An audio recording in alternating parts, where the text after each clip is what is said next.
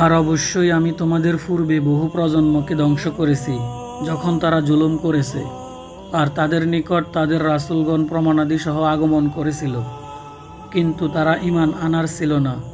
এভাবেই আমি অপরাধী কমকে শাস্তি প্রদান করি।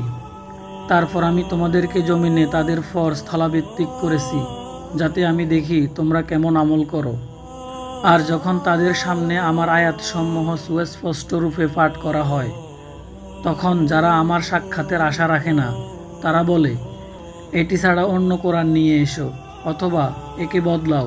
বলো, আমার নিজের পক্ষ থেকে এতে কোনো পরিবর্তনের অধিকার নেই। আমি তো শুধু আমার প্রতি অবতীর্ণ ওহীর অনুসরণ করি। নিশ্চয় আমি যদি রবের অবাধ্য হই তবে ভয় করি কঠিন দিনের আযাবের।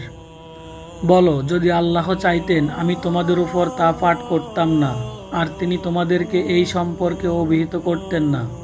কেননা ইতিপূর্বে আমি তোমাদের মধ্যে দীর্ঘ জীবন অতিবাহিত করেছি। তবে কি তোমরা বুঝো না? এতএব যে আল্লাহর উপর মিথ্যা রটনা করে অথবা তার আয়াতসমূহকে মিথ্যা বলে, তার চেয়ে বড় জালিম কে? নিশ্চয় অপরাধীরা সফল হবে না। আর তারা আল্লাহ ছাড়া এমন কিছুর ইবাদত করছে যা তাদের ক্ষতি করতে পারে না এবং উপকারও করতে পারে না। আর তারা বলে, এরা আল্লাহর নিকট আমাদের সুপারিশকারী। বলো, তোমরা কি আল্লাহকে আসমান সমূহ ও জমিনে থাকা এমন বিষয়ে সংবাদ দিচ্ছ যা তিনি অবগত নন? তিনি পবিত্র, মহান, এবং তারা যা শরিক করে তা থেকে তিনি অনেক ঊর্ধ্বে। আর মানুষ তো এক উম্মতি ছিল, পরে তারা বিভক্ত হয়ে পড়ল। আর তোমার রবের পক্ষ থেকে বাণী বিগত না হলে তাদের মধ্যে মীমাংসা হয়ে যেত, যা নিয়ে তারা মতবিরোধ করে। আর তারা বলে, তার রবের পক্ষ থেকে তার উপর কোনো নিদর্শন কেন নাজিল করা হয় না? বলো, গায়েবের জ্ঞান কেবল আল্লাহরই। এতএব তোমরা অপেক্ষা করো, আমিও তোমাদের সাথে অপেক্ষায় রয়েছি। আর যখন আমি মানুষকে দুঃখ দুর্দশায় স্পর্শ করার পর রহমতের স্বাদ আস্বাদন করাই, তখন তারা আমার আয়াতসমূহের ব্যাপারে কূট কৌশলের আশ্রয় নেয়। বলো, আল্লাহ কৌশলকারী হিসেবে অধিক দ্রুত।